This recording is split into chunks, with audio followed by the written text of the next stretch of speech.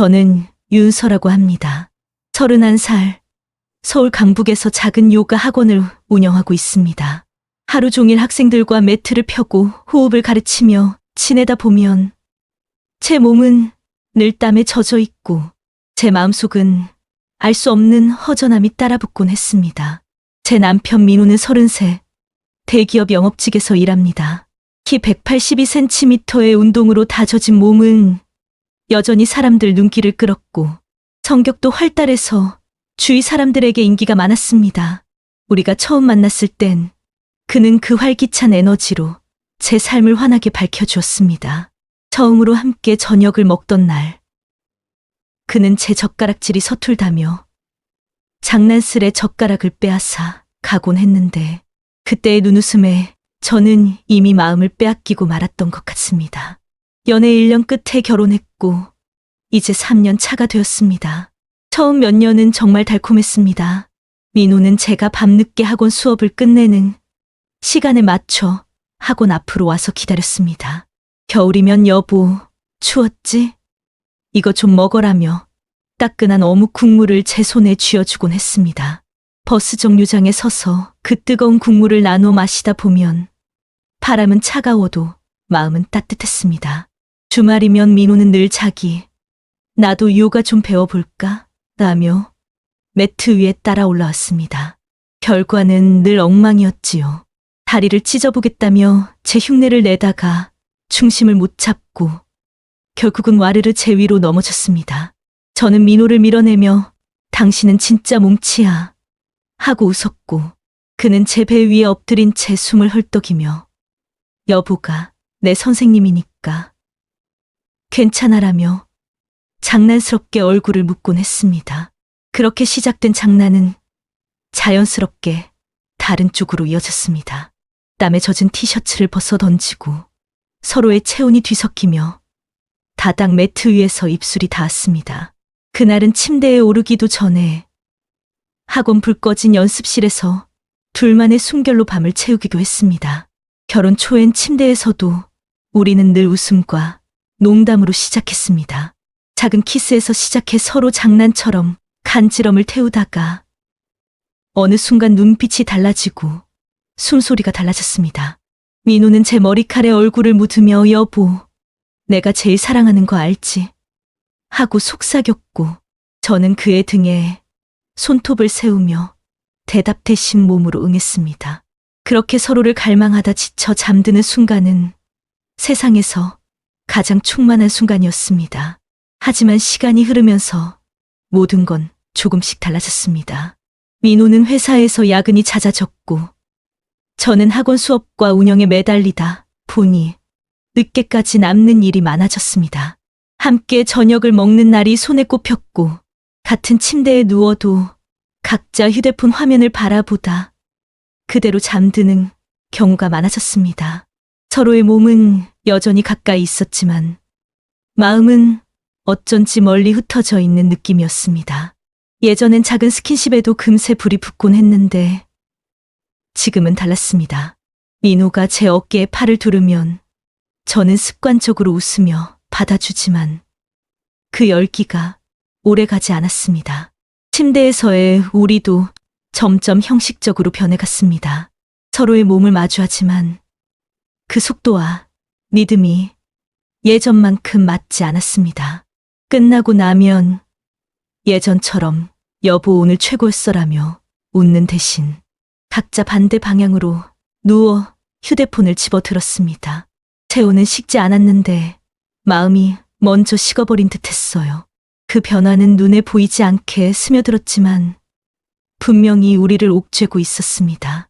그러던 어느 날 밤, 민호가 샤워를 마치고 젖은 머리를 수건으로 털며 거실로 나왔습니다. 흰 티셔츠에 물방울이 배어들어 그의 몸 라인이 은근히 드러났고 제 옆에 앉자 습기 섞인 체온이 느껴졌습니다. 그는 제 어깨에 팔을 걸치며 낮은 목소리로 말했습니다. 여보, 우리 뭔가 새로운 거 해보면 안 될까? 저는 드라마를 보던 손가락을 멈추고 고개를 돌렸습니다. 장난인 줄 알았지만 그의 눈빛은 진지했습니다. 자기, 그게 무슨 말이야? 새로운 거라니. 민호는 잠시 뜸을 들이다가 말을 이었습니다.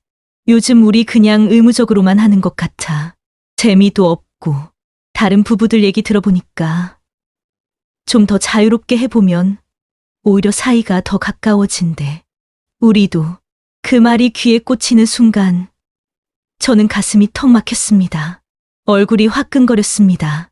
민호, 지금 제정신이야? 그게 무슨 소리야. 우리가 부부인데 무슨 남처럼 그런 걸 하자는 거야? 여보, 나 진심이야. 그는 제 눈을 똑바로 보며 말했습니다. 헬스장에서 친해진 형 부부가 있는데 그 사람들이 얘기하더라고. 그렇게 해봤더니 오히려 더 가까워졌다면서. 나 그냥 아무 생각 없이 하는 말 아니야. 우리 사이가 너무 식어가는 게 두려워서. 저는 온몸이 떨렸습니다. 화와 당혹, 그리고 알 수 없는 불안이 한꺼번에 몰려왔습니다. 자기, 나는 그런 건 상상도 하기 싫어. 그건 우리 사이를 무너뜨리는 일이야. 단호히 말하지만 절대 용납 못해. 제 목소리는 떨렸고 심장은 두근거려 귀까지 울렸습니다. 민호는 제 손을 잡으려 했지만 저는 획 치워냈습니다. 그날 밤 우리는 서로 등을 돌린 채 각자 다른 방에서 잠을 청했습니다. 하지만 저는 도저히 잠을 이룰 수 없었습니다. 이불 속에 누워 눈을 감아도 머릿속은 과거의 장면들로 가득 찼습니다. 서로를 향해 몸을 내밀던 순간들, 손끝만 닿아도 숨이 막히던 밤들, 서로의 체온에 취해 눈물 날 만큼 뜨겁던 순간들, 그것들이 지금은 모두 사라져 버린 듯했습니다. 며칠 동안 민호는 직접적으로 그 얘기를 꺼내지 않았습니다. 어느 날 밤, 우리는 오랜만에 함께 침대에 올랐습니다. 불 꺼진 방 안에서 민호가 제 허리를 감싸 안았습니다. 숨결이 목덜미에 닿는 순간 저는 무심코 몸을 굳혔습니다. 예전처럼 설레지 않았습니다. 그러나 그의 손길은 여전히 익숙했습니다. 그런데 그때 그는 한 손으로 제 머리맡에 두던 휴대폰 화면을 켰습니다. 작은 불빛 속에서 낯선 영상이 재생되기 시작했습니다. 두 남녀가 격렬하게 몸을 부딪히는 장면, 숨소리, 신음이 방 안을 채웠습니다. 저는 짧게 말했습니다. 여보, 그냥 봐. 이거 다 자발적으로 하는 거야. 서로 즐기고 있잖아. 듣기 싫어. 저는 눈을 질끈 감았습니다. 하지만 귀에는 자꾸만 그 소리가 들어왔습니다. 숨소리, 낮게 웃는 여자의 목소리 이상하게 제 심장이 빠르게 뛰었습니다. 민호는 제 귀에 속삭였습니다. 우리도 저렇게 할 수 있어. 여보도 원하는 게 있을 거잖아. 억누르지 말고 솔직해져. 저는 손으로 휴대폰을 밀쳐냈습니다. 민호, 그만하라고 했지. 화가 났지만 제 안 어딘가가 이상하게 저릿거렸습니다. 그 후로 민호는 더 교묘해졌습니다. 처음엔 대놓고 영상을 틀었지만 점점 은근히 아무렇지 않은 듯 자연스럽게 분위기에 녹여냈습니다. 우리가 함께 있을 때 갑자기 영상 속 한 장면을 흘려 보여주며 여보, 저 사람들 표정 봐. 진짜 행복해 보이지 않아? 하거나 조용히 제 귓가에 자기도 저런 거 해보고 싶지 않아? 거짓말하지 마. 몸은 거짓말 못해. 라며 속삭였습니다. 저는 처음엔 화를 냈습니다. 하지만 이상하게도 반복되는 화면과 소리에 제 몸은 점점 반응하기 시작했습니다. 의식으로는 싫다, 안 된다고 외치면서도 어느 순간엔 무의식적으로 호흡이 빨라지고 목덜미에 닿는 그의 손길에 몸이 더 민감해졌습니다. 민호는 그걸 놓치지 않았습니다. 여보, 봐. 지금 달아올랐잖아. 아니야. 그런 게 아니야. 저는 부정했지만 제 심장이 요동치는 건 부정할 수 없었습니다. 한 달은 그렇게 흘러갔습니다. 저는 겉으로는 단호히 거절했지만 속으로는 점점 혼란에 빠져갔습니다.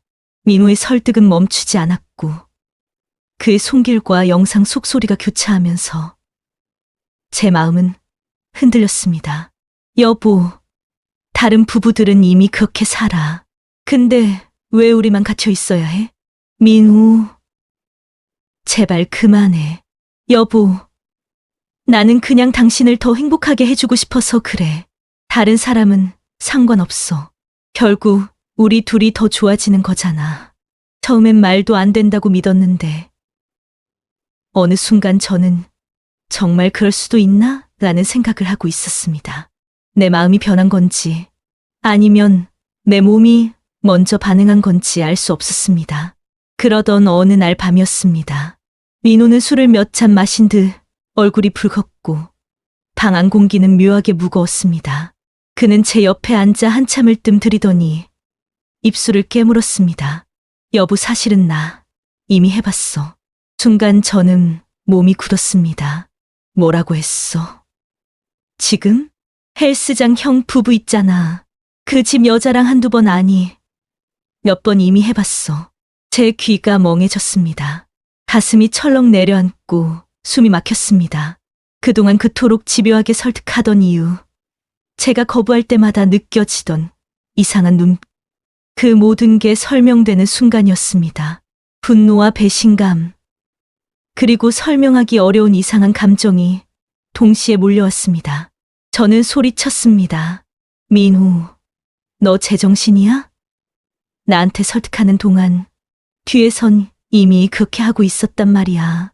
민호는 고개를 숙이고 제 발치에 무릎을 꿇었습니다. 여보, 미안해. 근데 나 진심으로 당신이랑 같이 하고 싶어서 그래. 우리 둘이 같이라면 다를 거라고 믿어. 저는 주먹을 쥔 채 떨리는 손을 내려다봤습니다. 한 달 넘게 이어진 설득, 영상 속에 스며든 호기심, 몸이 먼저 반응했던 순간들, 그리고 이제 드러난 배신. 제 안에서 분노와 혼란, 그리고 설명하기 힘든 호기심까지 한꺼번에 들끓고 있었습니다. 민호가 그 고백을 했을 때 저는 속이 뒤집히는 것 같았습니다. 여보, 사실은 나 이미 해봤어. 그 부부랑. 그 말이 제 귓가에 맴도는 순간 분노와 허탈감이 동시에 밀려왔습니다.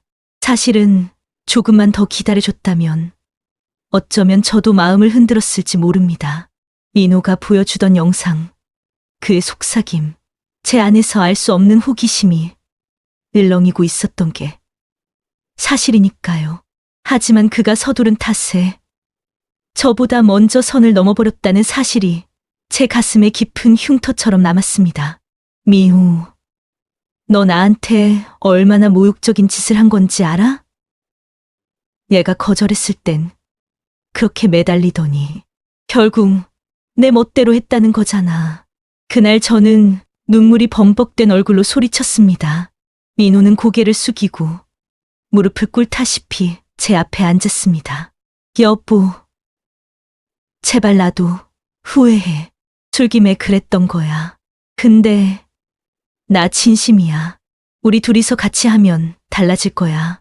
난 당신이랑 꼭 같이 하고 싶어. 저는 눈을 부릅뜨고 그를 노려봤습니다. 내가 허락할 것 같아? 내가 이미 먼저 해버려 놓고? 민호는 제 화난 얼굴을 보면서도 술 기운에 계속 설득을 이어갔습니다. 여보, 오히려 그래서 더 느꼈어. 혼자 하면 아무 의미 없다는 걸. 내가 원하는 건 당신이랑 함께라는 거. 같이 해야 진짜 우리가 가까워지는 거라고.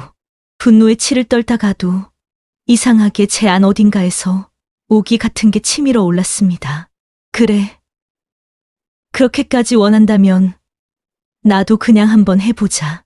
내가 원해서, 그리고 내가 허락해서 하는 거니까 그게 더 잔인한 복수일지도 모른다. 결국 저는 조건부로 허락했습니다. 좋아. 하지만 내가 선택할 거야. 내가 싫으면 없는 거야. 그리고 단 한 번뿐이야. 제 목소리는 여전히 차가웠지만 속으로는 떨리고 있었습니다. 며칠 동안 제 마음은 오락가락했습니다. 아침에 눈을 뜨면 대체 내가 무슨 짓을 하려는 거지? 라는 후회와 두려움이 몰려왔습니다. 출근길 버스 창밖으로 스쳐가는 사람들을 보며 이 사람들도 다 자기만의 비밀이 있을까 하고 혼자 중얼거리기도 했습니다. 밤이 되면 민호는 제 눈치를 살피며 다가왔습니다. 여보, 괜찮아? 아직도 화났어? 저는 일부러 차갑게 대꾸했습니다. 당연하지. 너 같으면 화 안 나겠어? 그러면서도 그의 표정에서 초조함과 갈망이 교차하는 걸 보면 묘하게 제 마음도 흔들렸습니다. 민호는 포기하지 않았습니다. 여보, 걱정하지 마. 다 내가 책임질게. 당신이 불편하면 바로 그만둘 거야. 약속해. 그는 숱하게 약속을 했습니다. 마치 제 마음이 바뀌기를 기다리는 사람처럼 하루도 거르지 않고 설득했습니다. 결국 약속한 날이 다가왔습니다. 민호는 퇴근 후 제 손을 꼭 잡고 말했습니다. 여보, 오늘은 그냥 밥 먹고 인사만 하는 자리야. 부담 갖지 마. 진짜야. 저는 여전히 망설였습니다. 현관 앞에서 신발을 신으며 여러 번 뒷걸음질 쳤습니다. 민호, 나 그냥 안 갈래. 너무 불안해. 그는 제 손을 꼭 붙잡으며 말했습니다. 여보, 제발 믿어. 그냥 밥 먹는 거야. 분위기만 보고 마음에 안 들면 다시는 안 하면 돼. 그의 눈빛은 간절했습니다. 결국 저는 차에 올랐습니다. 우리가 도착한 곳은 강북의 오래된 빌라였습니다. 외벽은 군데군데 페인트가 벗겨져 있었고 계단 난간엔 녹이 슬어 있었습니다. 처음부터 마음이 무거워졌습니다. 그 집 현관문을 열자 밝은 조명이 켜졌고 두 사람이 우리를 맞이했습니다. 헬스장에서 자주 본다는 그 부부였습니다. 남자는 체격이 탄탄했고 팔 근육이 도드라졌습니다. 여자는 30대 후반쯤으로 보였는데 어깨와 팔 라인이 매끄럽게 다져져 있었고 생활 속에서 단련된 자신감 같은 게 느껴졌습니다. 집 안에는 가족 사진이 걸려 있었고 두 아이가 있는 듯했습니다. 그러나 오늘은 아이들이 보이지 않았습니다. 아마 친정이나 외가에 맡긴 듯했습니다. 사진 속 환한 미소와 지금 마주한 현실이 겹치자 오히려 더 어색해졌습니다. 어서 와요. 반가워요. 여자의 이름은 수경 언니였습니다. 그녀는 활짝 웃으며 제 손을 먼저 잡았습니다. 윤서 씨 맞죠? 이렇게 만나 뵙게 돼서 너무 좋아요. 저는 얼떨결에 고개를 끄덕였습니다. 네. 반갑습니다. 식탁 위에는 배달 음식과 집에서 직접 만든 반찬이 섞여 있었습니다.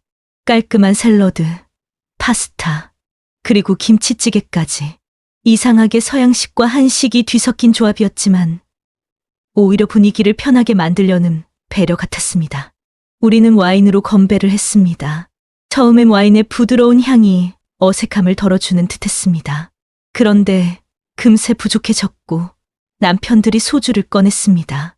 역시 소주가 빠지면 섭섭하죠. 수경 언니가 웃으며 잔을 채워주었습니다. 저만 홀로 잔을 잡은 손이 어색하게 떨렸습니다. 하지만 그녀는 제 옆에 앉아 적극적으로 말을 걸었습니다. 윤서 씨는 요가 강사라면서요?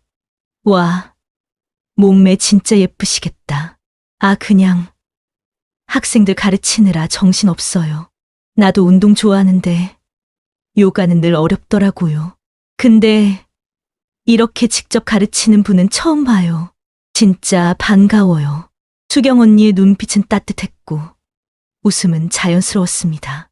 처음에 혼자만 어색하다고 느꼈던 저를 배려하려는 게 느껴졌습니다. 그녀가 자꾸 제게만 말을 건네니 조금씩 긴장이 풀리는 것 같기도 했습니다. 와인에 이어 소주가 돌자 공기는 한결 가벼워졌습니다. 민호도 그 집 남편도 잔을 부딪히며 웃었습니다. 저는 여전히 마음 한구석이 불편했지만 수경 언니가 다가와 제 잔을 채워주며 우리 오늘은 그냥 즐겁게 먹고 얘기만 해요. 긴장하지 마요. 라고 속삭이듯 말했을 때 이상하게 심장이 덜컥 내려앉았습니다.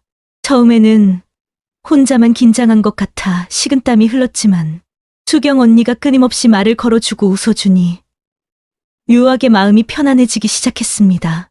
윤서 씨, 처음엔 낯설겠지만 금방 괜찮아질 거예요. 그냥 편하게 생각해요.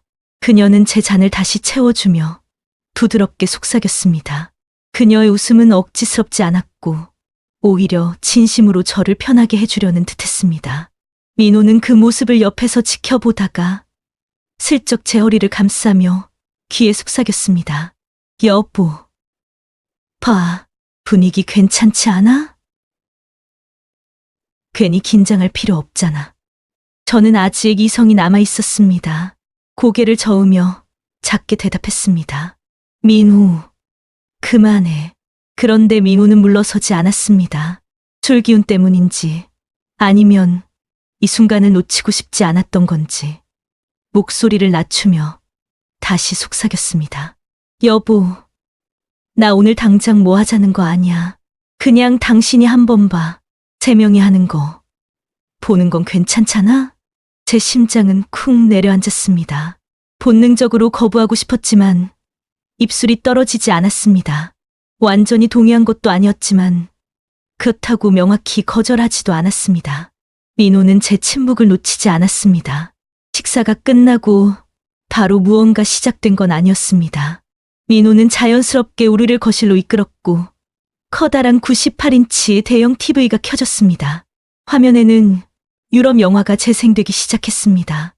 처음엔 잔잔한 음악과 풍경, 그리고 부부의 사랑 이야기가 담담히 이어졌습니다.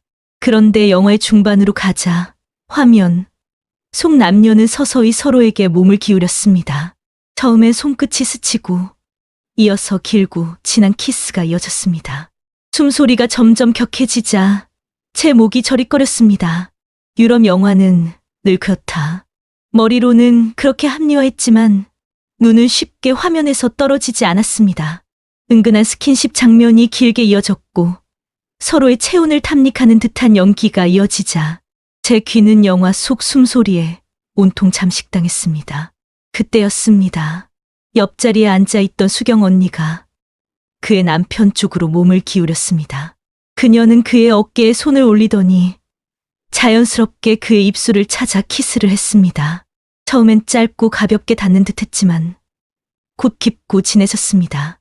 입술이 겹치는 소리가 들릴 만큼 가까웠습니다. 그 장면을 보는 순간 저는 얼어붙은 듯한 충격을 받았습니다. 진짜로 시작하는 건가? 몸이 굳어 있었지만 제 심장은 두근거리며 빨라졌습니다. 제 시선은 본능적으로 그 장면을 따라갔습니다. 민호는 그 순간을 놓치지 않았습니다. 제 손을 슬며시 잡으며 귓가에 속삭였습니다. 여보, 괜찮아. 그냥 보는 거야. 부담 갖지 마. 저는 그 손을 뿌리칠까 고민했지만 결국 그러지 못했습니다.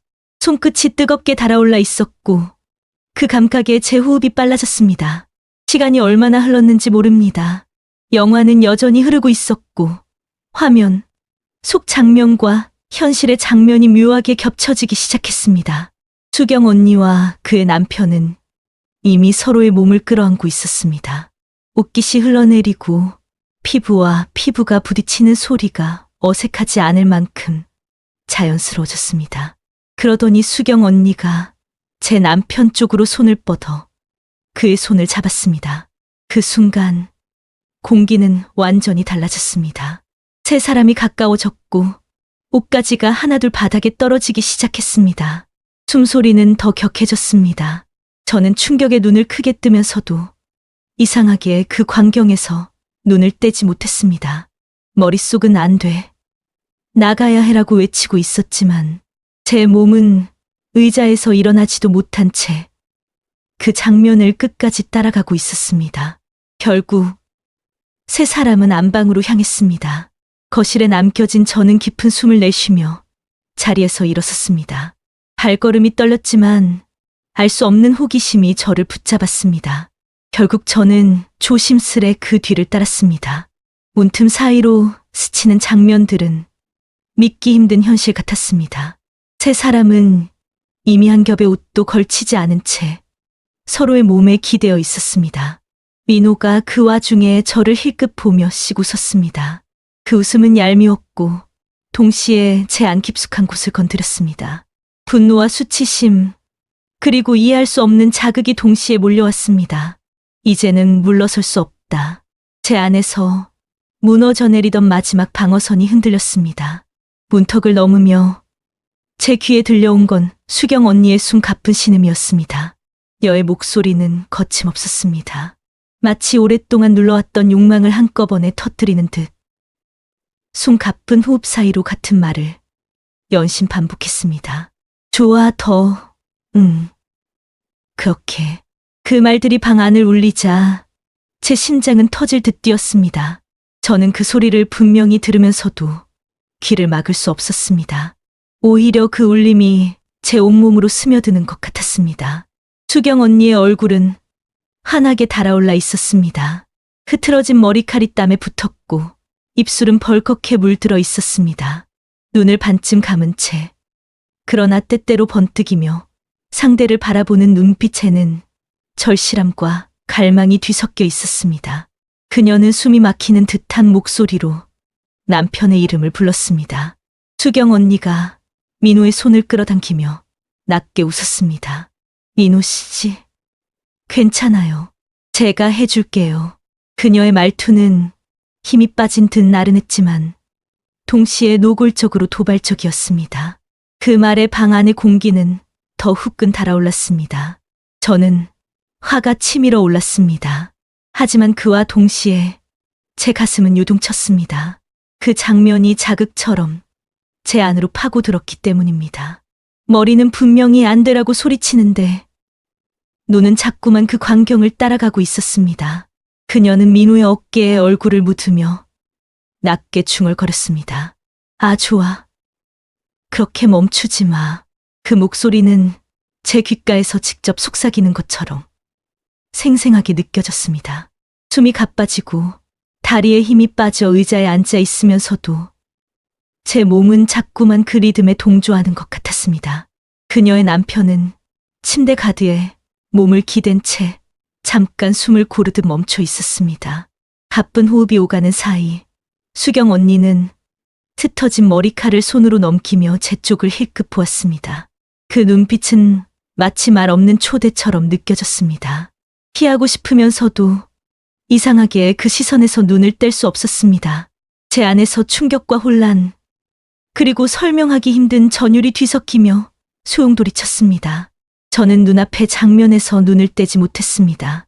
수경 언니와 민호는 이미 서로에게 완전히 빠져들어 한 몸처럼 얽혀 있었습니다.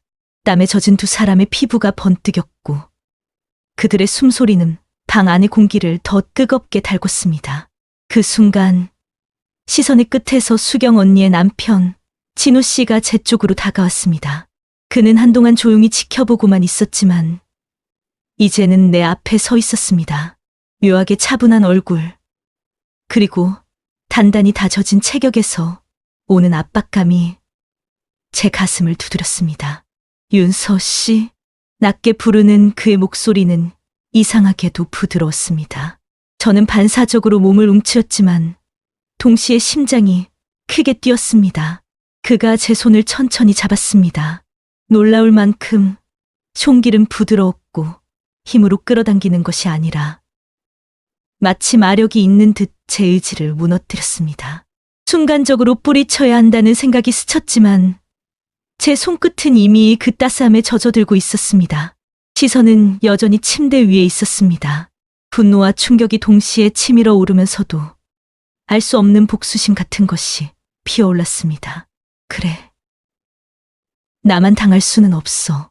그런 생각이 지나간 찰나 진호 씨의 손이 제 손등을 가만히 썼습니다. 순식간에 제 온몸에 반응이 퍼졌습니다.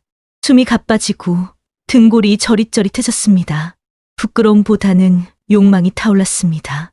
그건 억눌러온 갈망이 한순간에 무너져 내리는 느낌이었습니다. 진호 씨의 손길은 조심스럽게 그러나 뚜렷하게 제 경계를 넘어오고 있었습니다. 그 부드러운 감촉에 제 호흡은 자꾸만 뒤섞여 갔습니다. 방 안을 채운 수경 언니의 신음소리가 제 귀를 파고들 때마다 제 안의 금기가 하나둘씩 무너져 내렸습니다. 저는 더 이상 스스로를 붙잡을 수 없었습니다. 복수인지 분위기에 휩쓸린 건지 아니면 오래된 욕망이 폭발한 건지 알 수 없었지만 결국 저는 그의 손에 이끌려 그 자리에 합류하고 말았습니다. 방 안의 공기는 이미 뜨겁고 묵직했습니다. 땀 냄새, 와인의 향, 그리고 내 사람의 호흡이 뒤섞여 하나의 파도처럼 밀려왔습니다. 침대 위에서는 민호와 수경 언니가 여전히 서로를 움켜쥐고 있었고 제가 옆에 합류하자 민호가 짧게 웃으며 속삭였습니다. 여보, 이제 같이 하자. 그 웃음은 얄미웠지만 동시에 저를 완전히 끌어들이는 자극이 되었습니다. 진호 씨는 제 어깨에 손을 올리고 천천히 저를 눕혔습니다. 그 부드러운 손길은 마치 마력이 깃든 듯 제가 거부할 힘을 잃게 만들었습니다. 저는 부끄러움보다 이상한 열기가 제 안에서 치밀어 오르는 것을 느꼈습니다. 결국 우리는 내 사람이 얽혀 하나의 소용돌이처럼 움직였습니다. 피부와 피부가 뒤엉키고 숨결이 뒤섞였으며 방 안의 공기는 이미 감당할 수 없는 뜨거움으로 가득 찼습니다. 그 순간만큼은 이성이 완전히 무너져 있었습니다. 하지만 시간이 지나 집으로 돌아왔을 때 저는 침묵 속에서 무너졌습니다. 샤워기 아래 서서 몸을 아무리 씻어도 지워지지 않는 낯선 감각이 남아 있었습니다. 거울 속 제 얼굴은 낯설었고 두려움과 수치심이 교차했습니다. 내가 무슨 짓을 한 거지? 머릿속은 온통 후회와 자기혐오로 가득했습니다. 그러나 역설적으로 그날 밤의 기억은 지워지지 않았습니다. 수경 언니의 얼굴, 진우 씨의 손길, 민우의 얄미운 웃음 모두가 자극처럼 제 안에 남아 있었습니다. 며칠 동안 저는 민호를 피해 다녔습니다. 하지만 그는 끊임없이 다가왔습니다. 여보, 그날 솔직히 나랑 당신 더 가까워진 것 같지 않아? 저는 이를 악물고 대답했습니다. 민우, 제발 그 얘기 꺼내지 마. 나 지금도 미칠 것 같아. 그러나 민호는 집요했습니다. 윤서야, 나도 알잖아. 그날 당신도 느꼈다는 거. 솔직히 말해봐. 몸이 반응했잖아. 저는 고개를 저으며 부정했지만 제 얼굴은 이미 붉어져 있었습니다. 그날 밤이 떠오를 때마다 심장은 스스로의 의지와 상관없이 뛰었고 저는 그런 제 자신이 두려웠습니다. 결국 오기로 시작했던 제 허락은 점점 또 다른 갈망으로 변했습니다. 후회하면서도 은근히 그 기억을 떠올리며 심장이 뛰곤 했습니다. 그리고 결국 두 번째가 찾아왔습니다. 민호의 설득과 제 안에 억눌린 욕망이 다시 문을 열어버린 겁니다.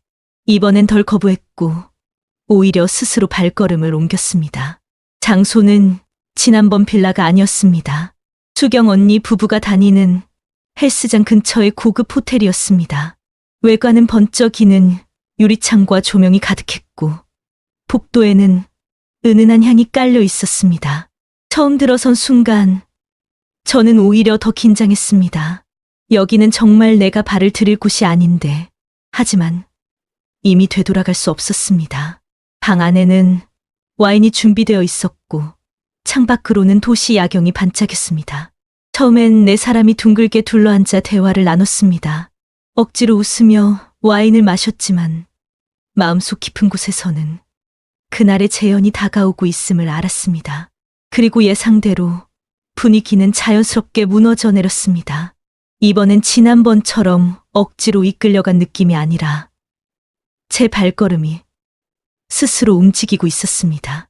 호기심과 욕망이 교차하며 그날의 저를 완전히 집어삼켰습니다.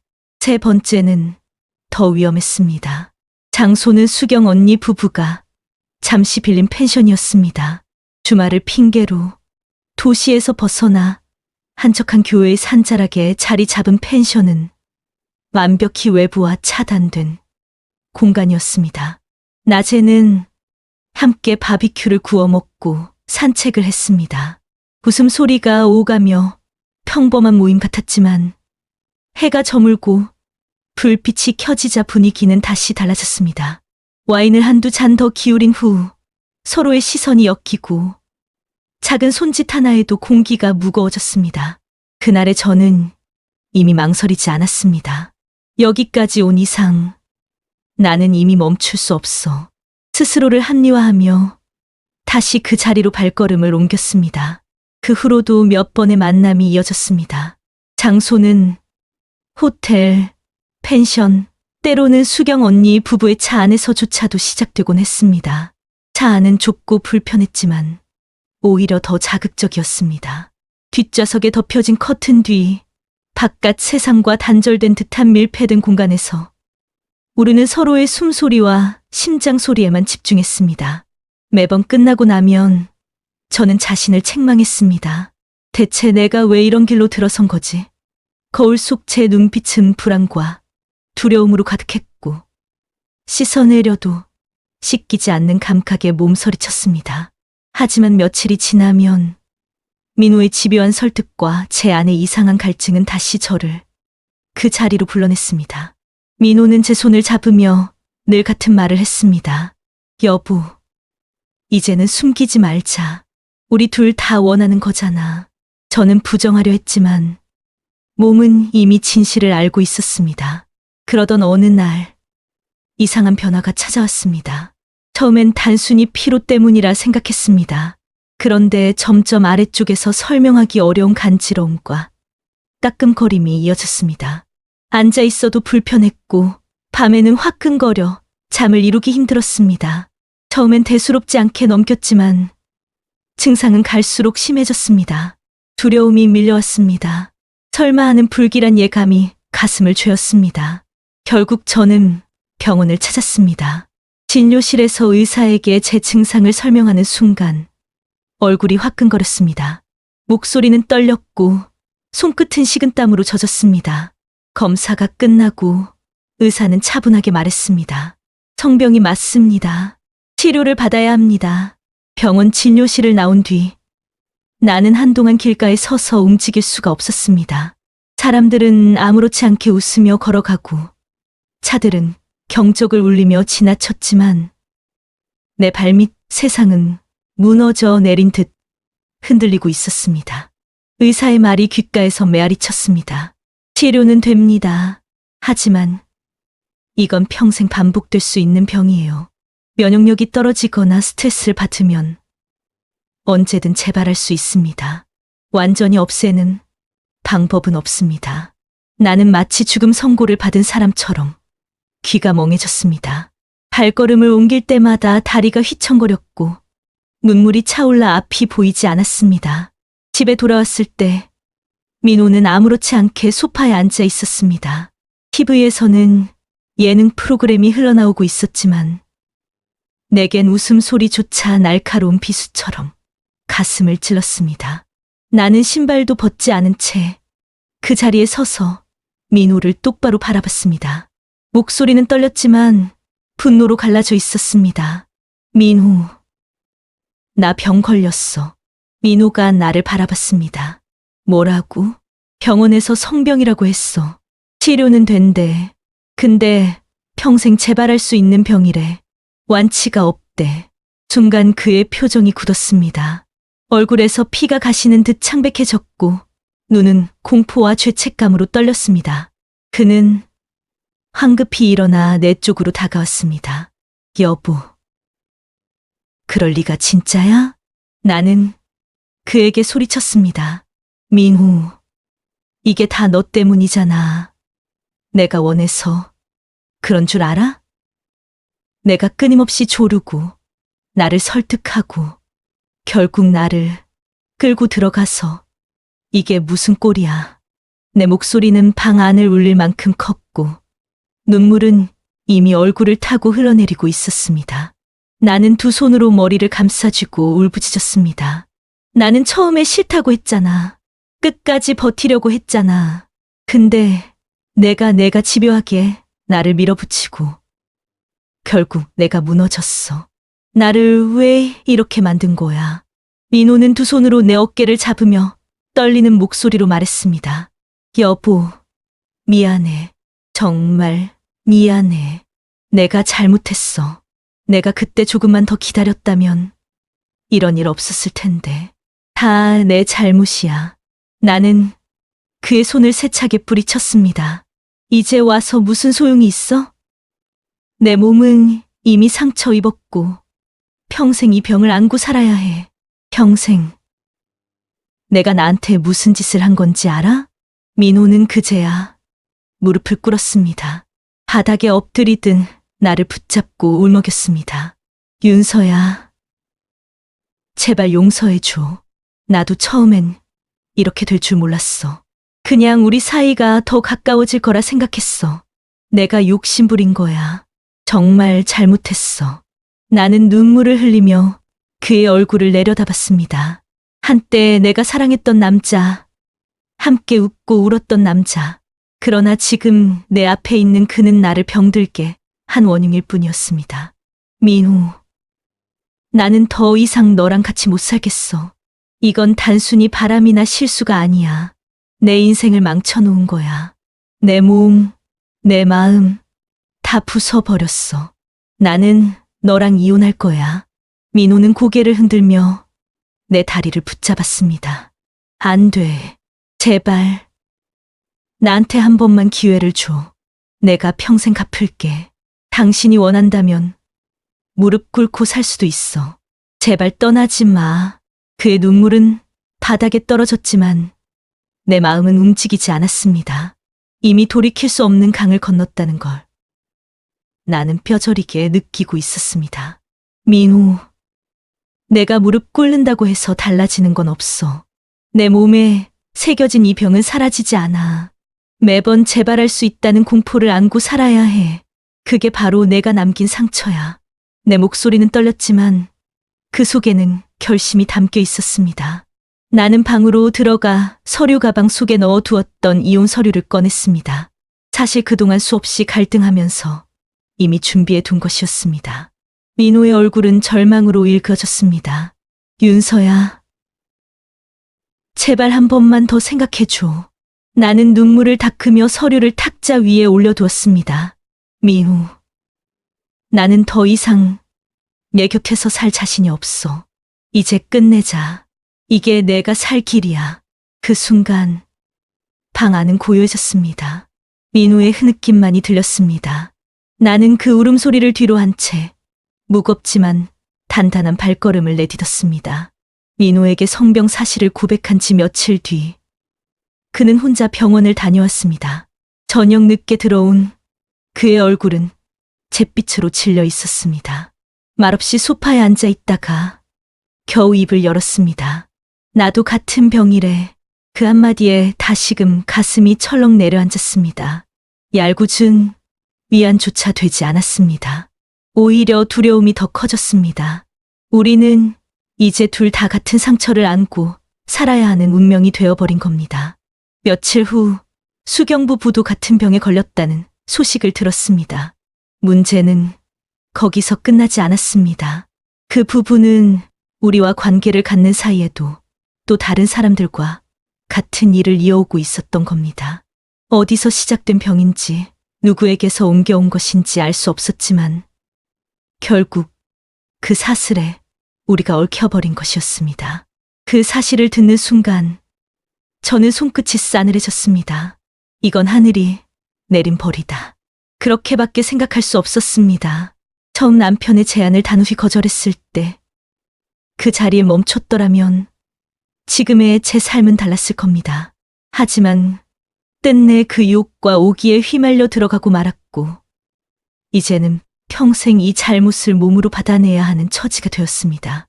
민호는 그 후로도 무릎 꿇고 빌었습니다. 윤서야, 제발 이번 한 번만 용서해줘. 우리 같이 치료받고 다시는 이런 일 없을 거야. 진심이야. 하지만 저는 그의 얼굴을 더 이상 마주할 수 없었습니다. 그의 눈을 보면 제가 병든 제 몸을 떠올리게 되었고 그의 손길은 저를 이 길로 몰아넣었던 집착과 욕망의 흔적처럼 느껴졌습니다. 민호, 나 이제 너랑 못 살아. 볼 때마다 내가 어떤 선택을 했는지 떠오를 거고 평생 원망만 할 거야. 내 목소리는 떨렸지만 결심은 분명했습니다. 이혼 절차를 밟겠다고 했을 때 부모님은 기겁을 했습니다. 윤서야, 결혼은 그렇게 쉽게 끝내는 게 아니야. 참고 넘어가면 다시 시작할 수 있지 않겠니? 너희가 어떤 고생을 하든 이혼은 마지막 수단이야. 아무리 그래도 아직 젊은데 앞으로 어떻게 살려고. 부모님의 말은 가슴을 파고들었지만 제 결심은 변하지 않았습니다. 저는 이미 너무 많은 걸 잃었습니다. 제 몸도 제 마음도. 돌이킬 수 없는 강을 건넌 지금 더는 되돌아갈 다리가 남아있지 않았습니다. 엄마, 아빠 제발 더 이상 말리지 마세요. 이건 제 인생이에요. 제가 선택한 길이고 제가 책임질 거예요. 부모님은 눈물을 보였지만 끝내 제 뜻을 꺾을 수는 없었습니다. 이혼 서류에 도장을 찍는 순간 민호는 마지막까지 저를 붙잡았습니다. 그의 눈은 붉게 충혈돼 있었고 손은 덜덜 떨리고 있었습니다. 윤서야, 정말 이대로 끝낼 거야? 우리가 함께한 시간은 다 뭐가 되는 건데. 내 눈에서는 이미 눈물이 흘러내리고 있었습니다. 사랑했던 세월이 전혀 없었다면 아마도 이렇게까지 가슴이 찢어지지 않았을 겁니다. 하지만 그 세월마저 이제는 배신과 상처의 그림자에 덮여 있었습니다. 나는 떨리는 목소리로 말했습니다. 민우, 나 이제 너한테 미련 없어. 너는 나한테 두 얼굴을 가진 사람이야. 나를 설득하고 끌어들이고 결국은 병까지 안겨줬어. 그게 내 진짜 얼굴이야. 그때 민호의 표정이 일그러지며 끝내 뱉지 말았어야 할 말을 내뱉었습니다. 당신도 즐겼잖아. 그러면서 모든 잘못을 나한테만 떠넘기는 거야? 그 말이 떨어지는 순간 내 마지막 남은 미련마저 산산이 부서졌습니다. 눈물이 뚝뚝 떨어졌지만 마음은 차갑게 식어갔습니다. 그래, 내 말대로 나도 즐겼어. 하지만 그건 내가 만든 길이었고 내가 부추긴 불이었어. 그리고 그 불은 결국 우리를 다 태워버렸어. 민호는 무릎을 꿇은 채 오열했지만 나는 더 이상 그 울음에 흔들리지 않았습니다. 나는 결국 이혼을 밀어붙였습니다. 서류에 도장을 찍고 법원에 제출하는 순간까지 눈물이 멈추지 않았습니다. 하지만 동시에 낯선 해방감이 밀려왔습니다. 무너진 삶의 폐허 위에라도 다시 서야 한다는 결연한 의지였습니다. 이 일은 어느 누구에게도 말할 수 없었습니다. 부모님조차 끝내 진실은 알지 못했습니다. 그저 우린 서로 맞지 않았다는 이유만 남겼습니다. 하지만 내 마음속에는 지워지지 않는 낙인이 남았습니다. 병과 함께, 상처와 함께 살아가야 한다는 숙명이 남았습니다. 나는 그것을 하늘이 내린 벌이라고 생각하기로 했습니다. 이혼 서류에 도장을 찍고 난 뒤 나는 집을 나왔습니다. 남편과 함께 살던 아파트에는 더는 단 하루도 머물 수 없었습니다. 모든 공간이 기억이었고 그 기억은 나를 끊임없이 찔러댔습니다. 결국 나는 그곳을 떠나 강북의 오래된 오피스텔로 이사를 했습니다. 새로 이사한 집은 작고 허름했지만 낯선 벽지 냄새 속에서 오히려 숨통이 트이는 듯했습니다. 아무도 나를 아는 사람이 없는 곳에서 나는 다시 처음부터 살아보리라 다짐했습니다. 짐을 풀며 책꽂이에 책을 꽂고 커튼을 달고 작은 식탁을 정리하면서 순간순간 눈물이 났습니다. 그러나 동시에 묘한 해방감도 있었습니다. 적어도 이제는 누구의 강요도 집착도 받지 않아도 된다. 시간은 흐르고 나는 여전히 요가 강사로 일했습니다. 수업 시간마다 아이들이나 주부, 직장인들이 내게 몸을 맡기고 땀을 흘리며 웃었습니다. 수업이 끝나면 학생들은 선생님, 오늘도 감사해요라고 말했고 그때만큼은 내가 아직 누군가에게 필요한 사람이라는 사실이 나를 버티게 했습니다. 하지만 집에 돌아오면 다시 적막이 찾아왔습니다. 넓지 않은 방 안, 커튼 너머로 스며드는 가로등 불빛, 냉장고의 낮은 소음만이 내 곁을 채우고 있었습니다. 새로운 삶을 시작한 지 몇 달이 지나자 의외로 많은 남자들의 시선이 느껴졌습니다. 학원에 새로 들어온 회사원 수강생은 수업이 끝날 때마다 내게 말을 걸었습니다. 선생님, 혹시 시간 되시면 같이 차 한잔 하실래요? 헬스장에서 마주친 트레이너는 내 번호를 묻기도 했습니다. 동네 카페에서 마주친 남자도 몇 번 스쳐보다가 연락처를 건네주었습니다. 나도 여자인데 설레지 않은 건 아니었습니다. 오히려 한동안 잊고 있던 감정이 불쑥불쑥 올라오곤 했습니다. 혹시 다시 누군가를 만나면 달라질까? 다시 웃을 수 있을까? 그러나 그 감정은 언제나 같은 벽 앞에서 꺾였습니다. 내가 가진 병. 의사는 말했다. 지금은 약을 꾸준히 드시고 계시니 전염성은 거의 없습니다. 일상생활에도 큰 문제는 없어요. 다만 재발 가능성이 있고 상대에게 전파될 수 있으니 주의가 필요합니다. 그 말을 들었을 때 내 안의 희망이 다시 무너져 내렸습니다. 나는 병을 관리하며 살 수 있습니다. 하지만 내가 좋아하는 누군가에게 이 사실을 어떻게 말할 수 있을까요? 저 사실은 평생 안고 가야 하는 병이 있어요. 그 말을 꺼내는 순간 어떤 남자가 내 곁에 남아줄 수 있을까요? 아마 대부분은 등을 돌릴 겁니다. 이해한다는 듯 고개를 끄덕이더라도 마음 한켠엔 두려움이 자리 잡을 겁니다. 그래서 나는 거리를 두었습니다. 차 한잔 하자는 말에는 미소로 거절했고 연락처를 내미는 손에는 고개를 저었습니다. 심장이 두근거릴 때도 있었지만 그 두근거림은 이내 내가 이 사실을 말할 수 있을까? 라는 절망으로 바뀌었습니다. 어느 날 카페에서 알게 된 한 남자가 있었습니다. 그는 나보다 몇 살 많았고 대화가 잘 통했습니다. 책 이야기도 음악 이야기도. 그의 따뜻한 눈빛의 순간 혹시라는 마음이 생겼습니다. 그러나 집으로 돌아오는 길 나는 주저앉아 울었습니다. 나는 이 사람에게 내 병을 말할 수 있을까? 말하면 그는 떠날 테고 말하지 않으면 나는 거짓 속에 살게 된다. 결국 정직하게는 시작할 수 없는 관계다. 밤마다 혼자 이불을 덮고 누워있으면 두려움이 엄습했습니다. 재발할까 봐 두려웠고 누군가와 사랑할 수 없을까 봐 두려웠습니다. 사람들과 웃으며 지내다가도 집에 돌아오면 무너져 내리는 제 자신이 너무 초라하게 느껴졌습니다. 나는 이제 혼자 살아가야 한다고 스스로에게 되뇌었습니다. 외로워도 설레도 결국 말할 수 없는 진실 때문에 다시 무너질 것이 분명하기 때문입니다. 그래서 나는 오늘도 남자들의 시선을 애써 모른 척합니다. 호감이 생겨도 웃으며 선을 긋습니다. 내 안의 상처는 아직도 덜 아물었고 어쩌면 평생 아물지 않을지도 모릅니다.